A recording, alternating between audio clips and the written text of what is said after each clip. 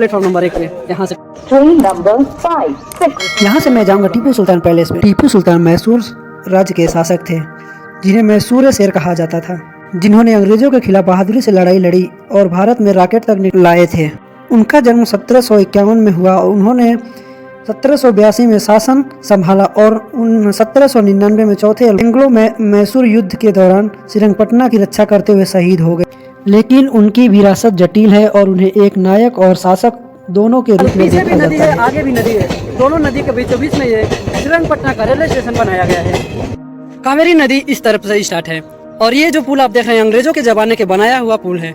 और सेम एक नदी इधर है और एक नदी इसके पीछे भी, जो मैं अभी क्रॉसिंग करके आया हूँ। जैसे ही रेलवे स्टेशन से निकलते हैं तो सिर्फ 300 मीटर पे विष्णु भगवान का बहुत ही बड़ा भव्य तो मंदिर है। श्रीरंगपटना की कुछ खास चीजें, श्री रंगनाथ स्वामी टेम्पल 300 मीटर पे है और जो कि सुबह के 7 बजे से 1:30 बजे तक और 4 से 8:30 बजे तक खुला रहता है डेली। उसके बाद टीपू सुल्तान समर पैलेस यहाँ से 3.5 किलोमीटर पे है। पहले आके भगवान का दर्शन करूंगा, फिर उसके बाद मैं बढ़ूंगा आगे। मंदिर का नज़ारा बाहर से देखने में बहुत ही अच्छा लग रहा है। मंदिर के ठीक सामने चप्पल स्टैंड बनाया गया है। सर लौट का कदम नालक सीट।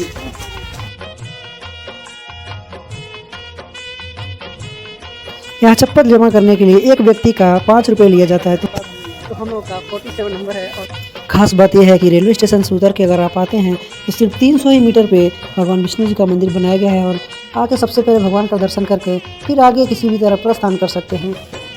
तो पैर धोने का नली भी लगाया गया है। तो यहाँ पैर धोने के बाद मैं मंदिर के अंदर जा रहा हूँ।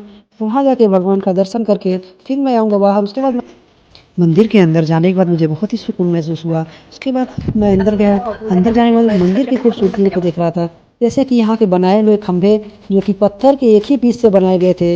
लेकिन ये प्राचीन जमाने पर बना हुआ पत्थर के खंभे जो कि कई तरीके से कलाकृति और आकृति दिए गए थे। अंदर जाने के बाद वीडियो करना और वीडियोग्राफी करना मना था, तो मैं अंदर जाके कुछ वीडियो शूट नहीं कर पाऊंगा। उसके बाद फिर भी मैं बाहर आने के बाद मैं मंदिर के बारे में बताऊंगा। तो जैसा मैं बता दूं, मैं मंदिर से बाहर जब आया, मैंने भगवान विष्णु जी का दर्शन करके उसके बाद मैं मंदिर के बाहर आया। मंदिर के बाहर आने के बाद वहाँ प्रसाद दिया जाता था और एक लड्डू का कीमत 50 रुपये। तो मैं भगवान का प्रसाद लेके आ गया हूँ बाहर। अब हम लोग प्रसाद खा के फिर बढ़ेंगे आगे की तरफ। ये है एक लड्डू।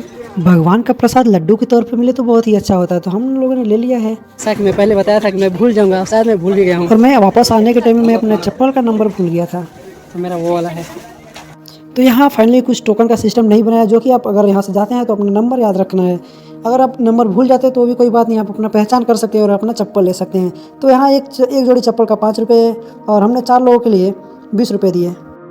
अब मैं प्रसाद अपने दोस्तों में बांट कर और मैं भी खा के फिर बढ़ूंगा आगे की तरफ। तो मैं बता दूं, प्रसाद देखने में भी अच्छा था और खाने में वाकई ही बहुत ही अच्छा था। भगवान का प्रसाद खाने के साथ साथ मैंने मंदिर का सफ़र किया पूरा। अब मैं बढ़ता हूँ आगे की तरफ।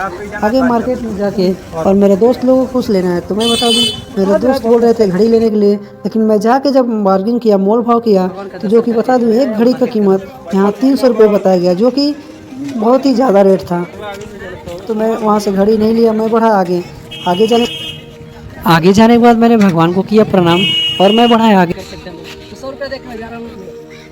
तो मैंने 100 रुपये दे के किया, जो कि सेल्फ राइडिंग था, आप अपने आप से चला सकते हैं। तो मैं लेके गया घोड़ा को आगे तक। और जो कि मैं बता दूं, अगर आप नए हैं तो सबसे पहली बात ये है कि आप अपने गाइड के साथ ही रहें, क्योंकि घोड़ा जो है जंप करता है और उसको संभालना बहुत मुश्किल होता है। तो मैं उसका एक्सपीरियंस किया हूँ। अगर आप गाइड के साथ हैं तो सेफ़ हैं, और जैसे गाइड बताते हैं उनको फॉलो करके उनके हिसाब से चलाना चाहिए। तो अपने गाइड के साथ ही करें, क्योंकि अगर आप कुछ भी इधर करेंगे तो आप गिर सकते हैं।